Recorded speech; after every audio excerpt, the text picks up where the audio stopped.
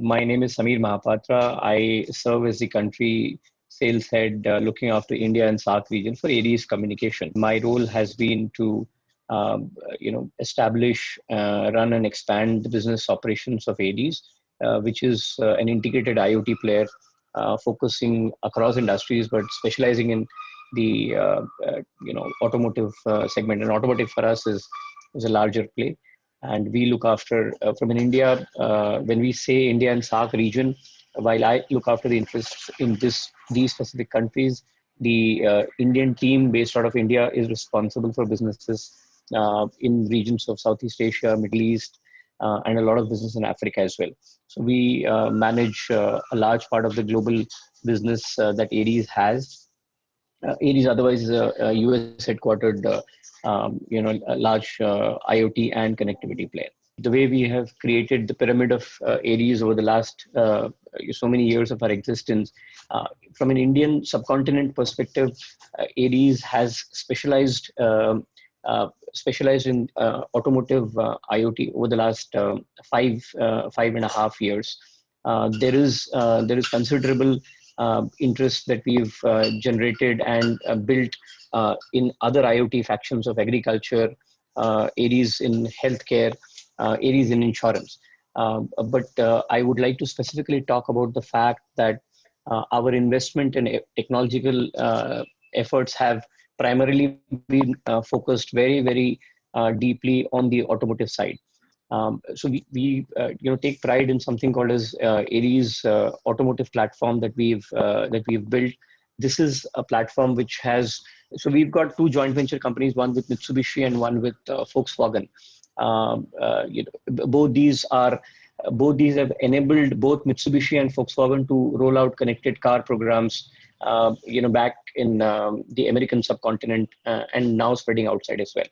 This is what Aries mobility platform does. So the heart of the IoT, the heart of the connected car program that is created for these companies is running on the entire Aries IoT tech hub.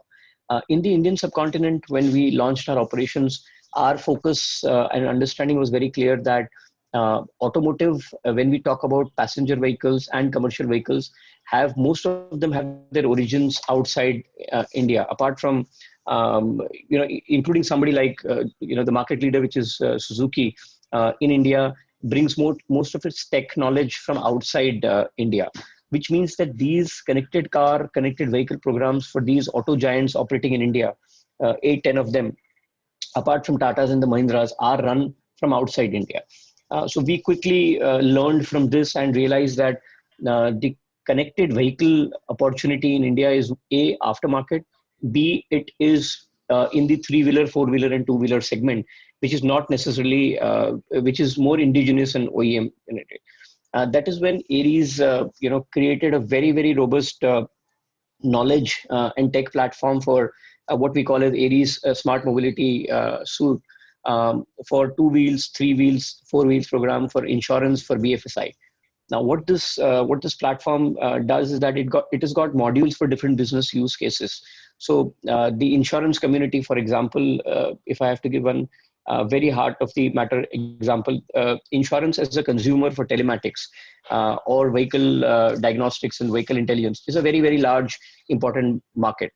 How do you price customers' insurance premiums? How do you track faulty claims and from true claims?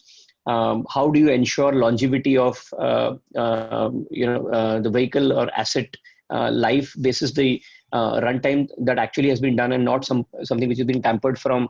How do you monitor assets for BFSI segment? For finance, it is becoming increasingly challenging to reduce their NPAs given the theft and pilferage on claims per se, EMI claims. Now, what telematics or our platform does is that it enables the insurer, the financer, multiple stakeholders with real-time, accurate, and timely information to take multiple decisions. That is something that we've invested upon. The joint venture that we have with Volkswagen and Mitsubishi currently are for the American markets. One of the reasons for that primarily is that with Volkswagen now we are eyeing Europe. The effort of Volkswagen and Mitsubishi to launch connected vehicles is only in that part of the world. So while our relationship with them is not market specific, our relationship is whenever they take those variants across the globe or whenever they expand those variants, it will come to India as well. But unfortunately, both for Volkswagen and Mitsubishi hardly has a presence in India.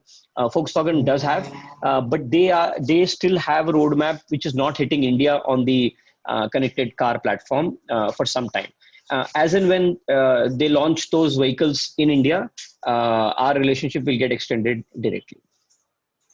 In India, as I said, the connected vehicle program is right now with large auto OEMs. It is an aftermarket practice, right? Because nobody is right now developing anything in India which is at a factory fit level. It is all happening aftermarket, right? So India car programs are a tad behind. There are a couple of large OEMs that we are in discussions with, but the production time for those would be 24 months from now. That's where India market stands for auto OEMs. But having said that, as I said, from a volumes perspective, there is a large market of two-wheel and three-wheel where we are working with OEMs, as I said, 100 plus of them in production right now, where tons of vehicles are being churned out for B2B, B2C cases, where connected vehicles are happening straight from factory. Also as a retrofit at dealer levels, at insurance companies, at consumer levels, three-wheel, and a lot of logistics business which is happening, which is where IoT is playing a crucial role, even from AD's perspective. So on healthcare IoT, I think as far as we are concerned, we've seen healthcare industry undergoing a transformation of 5 years in the last 1 year, with so much happening in the ecosystem. All of us have been impacted in various ways. IoT has a very, very critical part to play. A couple of very simple use cases that we found and we brought to the market over the last 12 months. And while it is not an off-the-shelf invention that can be done, within a 12 months period just to cater to the pandemic, but we realized something like a remote temperature monitoring itself became a very, very large critical differentiator in the marketplace. Now, this product that we brought to the market, close to 10 months back, was about putting up small wireless temperature monitors on the human bodies, right? This was a small coin-shaped product which somebody could strap below the armpit, and wherever that person is, the temperature could be remotely monitored, right, and tracked. Now, what this did was that this kind of created a niche in the market where you are able to monitor your employees, monitor your white collar and blue collar workers at the workforce, and still go ahead and do business about. So this is now maturing. We are seeing that, unfortunately, the pandemic does not seem to be vanishing off our faces anytime soon. So product like these will become very prominent in the months to come. So Agritech has been a very interesting consumer of IoT for the last 3 years. It's not been new. One of our partners, by the name of Hello Tractor, we've been partnering with this company back in Africa over the last 3-4 years, and we have very recently, introduced them back in India as well as our partners. Now, what the solution does here from the agri sector perspective is that the farmer today, is not able to do acreage calculation. Farmer today uses tractors which are hired or rented tractors. Now, the owner of the tractor and the farmer are two different entities here. What the owner of the tractor is able to do is that he is able to charge the tractor hirer, the one who takes on rent, basis the mileage, basis the acreage done, basis how much plowing he's been able to do. Now, that kind of simple simple solutions fed into the farm sector has taken the agricultural to a very different level. So using a lot of IoT, basic IoT implementations. We've started making inroads into the agri sector, where we are enabling the farmer and the owner ecosystem to do better productivity of farm and the payment mechanism that they use. So that's something that we've been doing successfully now. I think as IoT becomes omnipresent, the risk of security continues to increase in the same proportion. And we've seen implementations from banking to to an OEM level. As the number of devices pulsing out there goes up, the loose ends or the points of security risks also keep going up. As far as Aries is concerned, obviously our own implementation back in the US and all instances that we have, either in India or in the Middle East or in the Southeast Asia or in Europe, where our instance is based out of London, we've tried to be ahead of the curve by putting in the most secure layers of network, which keeps getting upgraded every 6 months. This is, because the level at which the risk exposure is going up, you need to continuously be ahead of what some hacker could be thinking about. So I think state of the art security systems which we've built for very, very high OEM implementations like Volkswagen and Mitsubishi is something that we are riding on when we bring it back to our Indian ecosystem also. So from that perspective, I think we've built ourselves a very robust, secure network. The way we are structured in India is that we have a very robust go-to-market model, which is based on two pillars. One is obviously the direct sales teams or direct teams that we've created across geographies. So we are a pan-India player. As far as India is concerned, we have people based out of each prime location that we. The second model is a partner model where, for example, BSNL is a partner, which, so all the enterprise businesses that BSNL does, the IoT partner for them is Aries. We are partners with AT&T. We are partners with CFI. Now these are, and then we have a battery of channel partners who also do business with us. So from business acquisition perspective, direct sales and the alliances or partnership model is very clearly defined for us, and that's what is bringing in business for us. The third partnerships that that are significant for us is the entire vendor ecosystem, where while we have a state-of-the-art tech platform, we have a 24/7 multilingual NOC support. We have a post-delivery service and deployment capability. We also work with vendors which bring in enterprise-grade, world-class devices to be brought on these platforms. So we have a very robust mechanism of qualifying what hardware should we be using, both from a security and robust perspective. And we have, we've had very strong partnerships with Finnish, American, and Chinese companies, where who bring in a lot of these device capabilities, which are time tested with us for multiple use cases. So the platform and the device gets married, and that's how we manage these alliances and bring the best of products to the market. So no doubt 2020 has been a major has been a major dent in the programs of many of all companies of various sizes, right?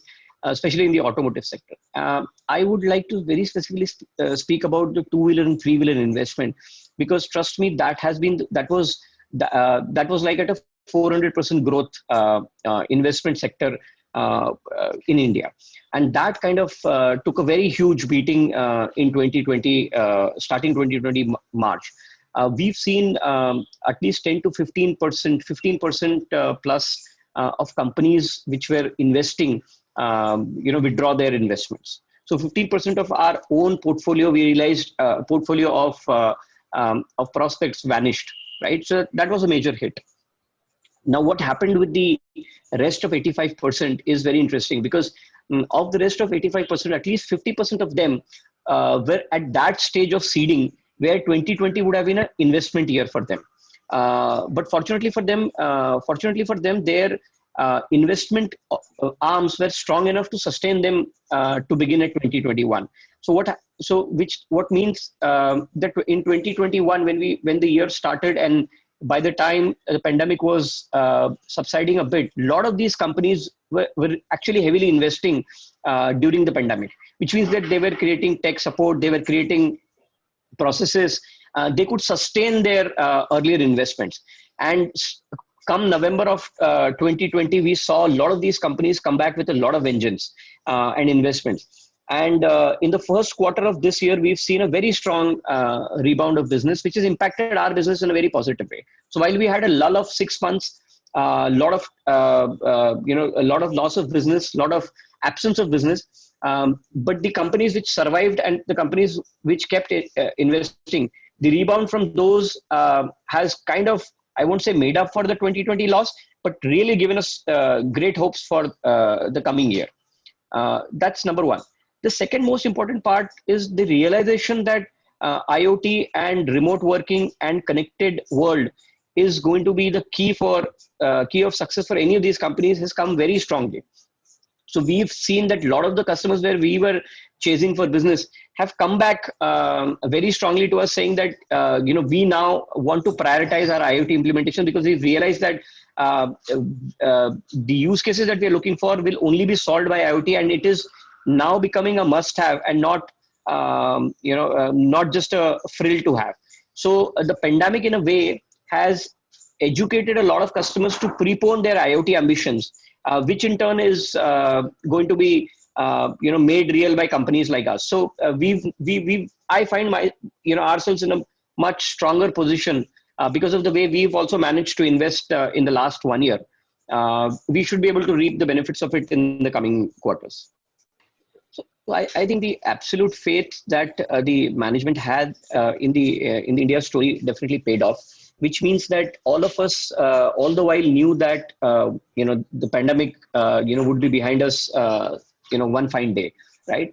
And I think the management's decision from March till March, I would say, to keep investing into India was a very, very visionary thing. Now, what I mean by that is that we all know that across the globe, it's not about India. We've seen downsizing happening. We've seen severe cost measures being taken. Did we do a lot of cost measures? Did we go frugal and smart in the way we were spending? Of course, we did, right? But I think we got the team together. We kept the team together. We did not do any knee-jerk reactions in terms of slashing a cost for the year so that we can take back this cost. So we held the team together. We reached out to customers big time through webinars, through structured video discussions, to product demos. What I realized, Rajnish, is that it was so interesting that so many customers whom we could not meet for a long time because of business travel issues, customers not available, so on and so forth. The propensity to reach to customers and the availability of customers went up almost 100% because of the fact that the customers were also at their own locations where they and had more time on hand. Now that is what we translated into a lot of new business the moment people within the cities could travel. So it is so interesting that if I look at the number of customers that we acquired in the last 4 months, number of new customers was almost equal to the last 2 quarters of 2019 when the pandemic had not hit in, and all of this remotely with barely one meeting. There were at least 10 customers that we acquired without even meeting them face to face even once. So the pandemic has really taught us very amazing new ways of working, and focused contact with the customer on a regular basis through voice and video is definitely a new way of working, which we're going to monetize over the next few quarters and years to come. We run critical operations for companies across industries, right? So from the state police machinery to ride sharing to disaster management in Uttarakhand, so many use cases which are 24/7, which are critical to businesses. And like a telco, and I keep taking telco examples because I come from that background, like a telco, those teams are always out on the field. My operations, my deployment team, our essential service, from an essential services perspective, we're continuously on field. And that is one of the reasons why I think Aries as a trusted partner sustained and got new business closely. So we were always there on field for customer support. And back at the knock, the knock services were always running in. The BCP was triggered, it was ported home, and whoever was required to be at field from March till March has never gone off field. We've supported customers throughout. So, regulations in India and across is, it's an interesting and dynamic play. Why I say dynamic play, I'll start with the interesting part. The interesting play over there is that there are just so many variables, in regulations, right? When you're doing IoT, and I am not even touching IoT in healthcare. Let's talk about IoT in automotive. When you're talking about IoT in automotive, so it becomes interesting because there is a regulation which drives the auto industry itself, right? When you bring in smart devices, there is a regulation which drives devices in terms of what a device can do, what it can transmit, what should be the security layer. And then, because these vehicles are on the road, there is regulation which drives what these vehicles can do on the road, right? There are multiple, there is data sovereignty laws which determine what can you do with the data. There are data privacy laws. Data privacy laws, connectivity which drives these are managed by TRAI. When you talk about telematics or in the insurance segment, IRDA comes into play. So it's a very, very interesting and complex mesh out there. And trust me, it's ever evolving. There is nothing which is fixated. There is no single platform where it converges, where somebody will tell you. So insurance will know what exactly is doable for them.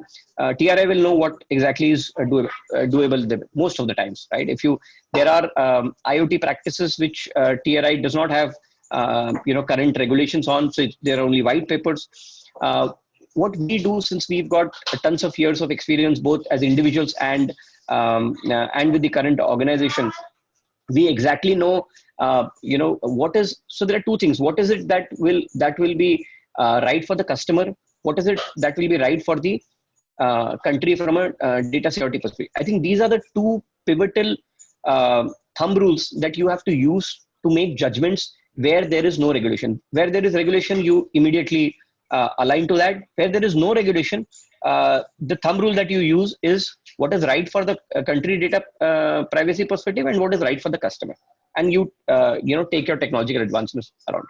So we've been able to manage a very healthy portfolio. And because we are, I must say, because we are a company headquartered and parented back in the United States, we definitely go that extra mile in terms of keeping ourselves honest in terms of everything that is regulatory wise. In fact, we go a little overboard in terms of being more secure and regulatory wise correct.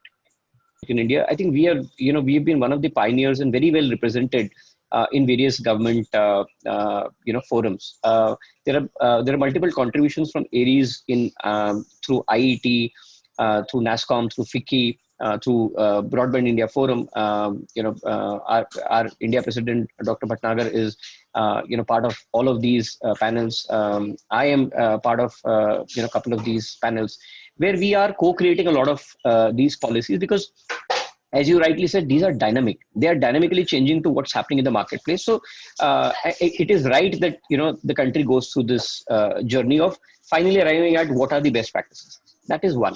So we are very well, feeding into what's what the policy should look like, and what can we contribute toward there. We've seen that the sophistication of the industry drives the IoT adoption, and that's such a global phenomenon. Now I'll explain what that means is that you can go from different sizes of the company, Indian company, multinational companies, SMEs. If the technological adoption of an enterprise, whatever size it might be, is very high in various streams. So if the company has ERP, if the company has a ways of working which is very digitized, their ability to adopt and derive efficiency from IoT is very high. Well, at the same time, if there could be a large 5,000 crore company, but it's never been digitized, if they've never seen the benefits of automation, the adoption there is very high. Even if it's an industry which needs IoT, let's say you can do a smart factory in a very large 5,000 crore factory and enhance the production by 25%, they will still not be able to adopt it. So we've seen that industry specification, company sophistication is very, very critical for IoT adoption. What Aries has done over the last so many years is that we've gone to many such companies at different strata, which means that at an SME level, at a national enterprise level, at an international enterprise level, and we've tried educating those companies how to implement the entire 9 yards of IoT. Now, what I mean by that is that the entire concept of how do you build an ROI model by implementing IoT. Because classic example is a two-wheeler OEM of electric vehicle OEM, right? Now for that electric vehicle OEM, it's a good sound burst to say that I have a connected bike, which means that, Rajnish, you are a two-wheeler driver. Please take this bike. It has got a connected device and a platform. You can visualize. Now that's commodity, right? The entire effort of educating these OEMs, saying that there is so much more that this bike can do if it becomes connected for the OEM as well, which means that the OEM now, today what happens is that the OEM does not have a track of a vehicle after they sell it. They have no business. They think that they have no business if the vehicle is gone, right? If you have a connected vehicle, there are multiple things it will do for the consumer. There are multiple things that it will do for the OEM itself in terms of knowing what has been the vehicle efficiency, knowing what has been the battery efficiency in the electric vehicle, sending service alerts to the customer, giving so many extra services because you know what is the consumer behavior. Now this transformation is leading to a lot of adoption with the OEMs on why they should do connected vehicles, and not only from a use case perspective. Use case is easy. You're selling it to Amazon, you know that Amazon wants to have a connected vehicle, you create it. But the benefits of having a connected vehicle to the battery OEM or to the vehicle OEM are far and impacting. And I think that is something that Aries has been really successful in terms of educating this segment in terms of why IoT, because IoT honestly is continues to be a glamorized word for a large part of the world. What exactly can IoT do? I think that is where we see a very large role for companies, pioneers like us, that we need to educate people out there, educate companies out there. What can IoT do for you? Interestingly, the answer for both is the business side, right? And when I say both is because, when you started, this particular piece, you said that companies which are digitally savvy, which have a CIO and CTO, there the decision is taken by the CEO.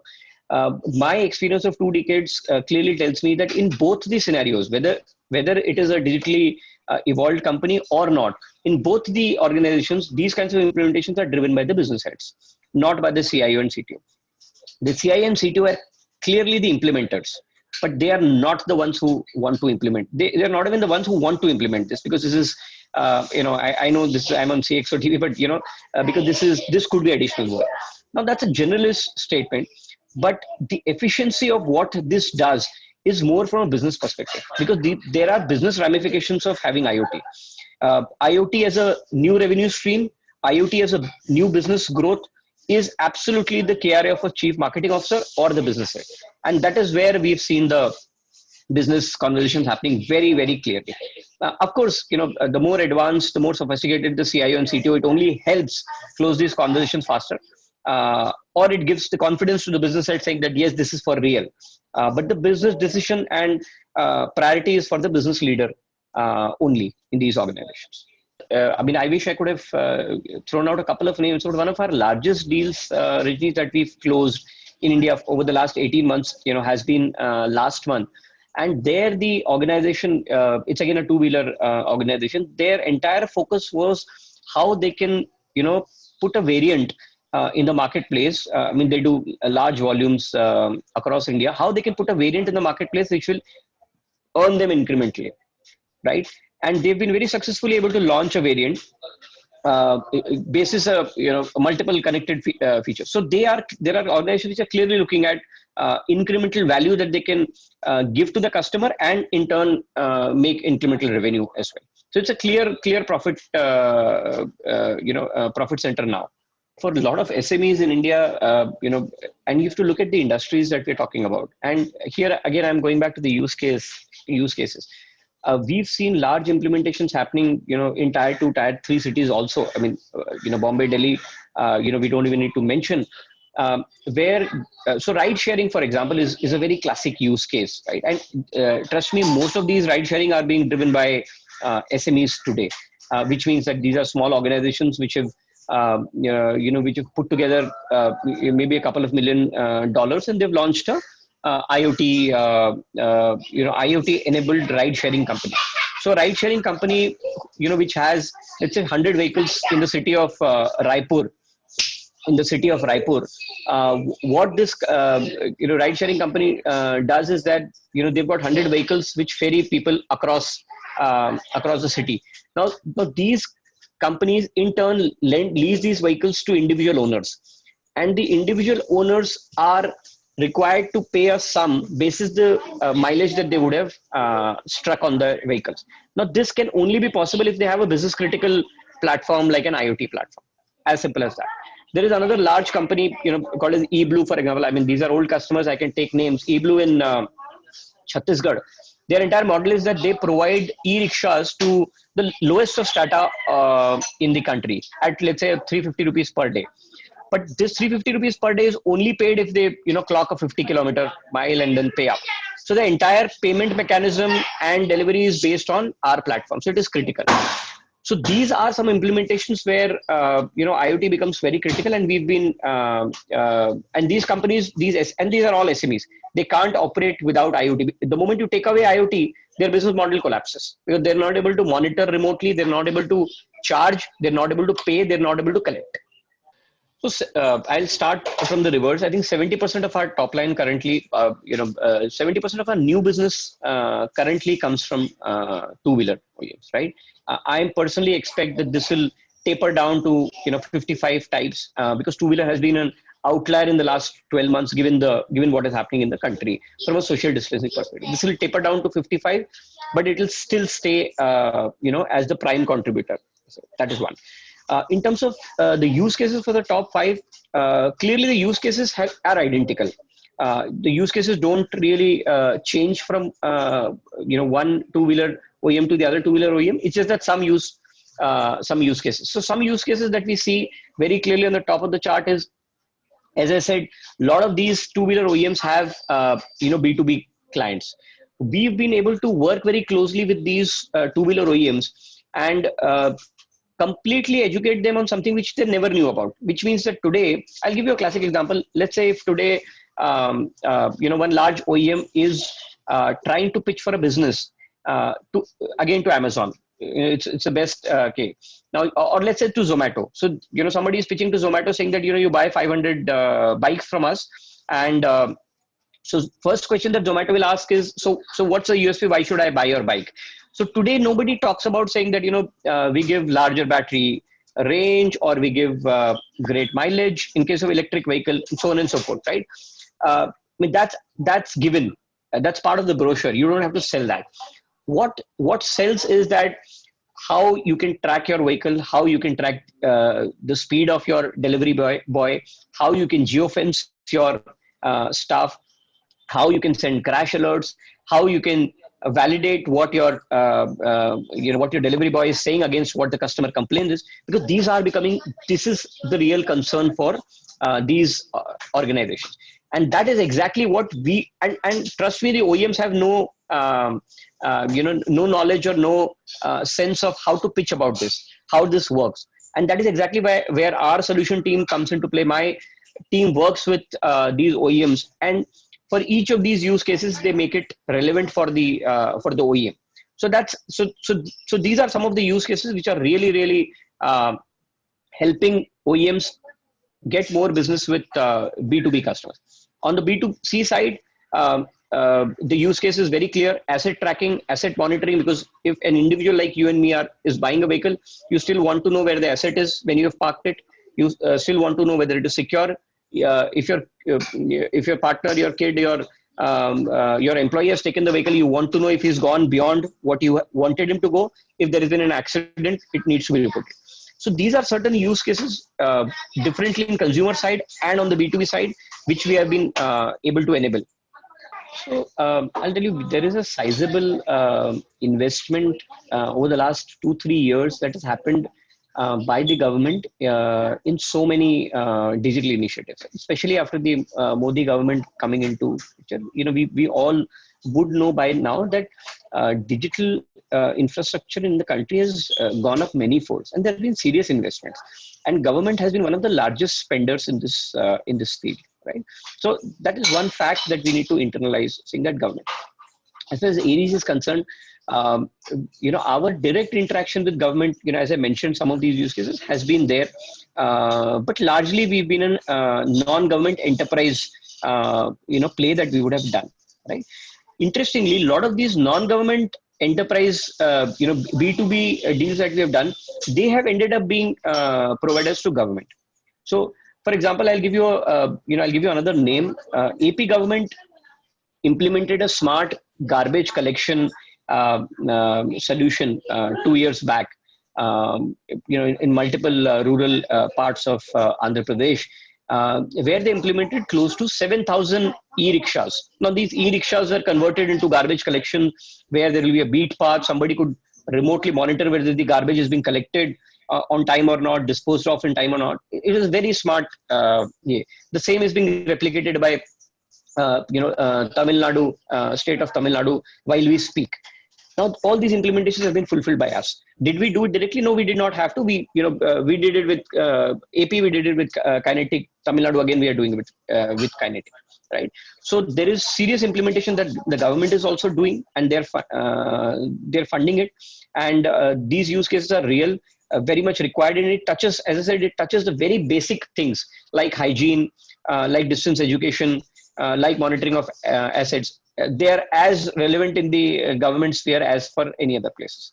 And as far as our exposure is concerned, as I said, our exposure is through our customers, which are enterprise customers. So to that effect, we are we are immune from the legacy challenges of longer sales cycles and collection challenges with the government.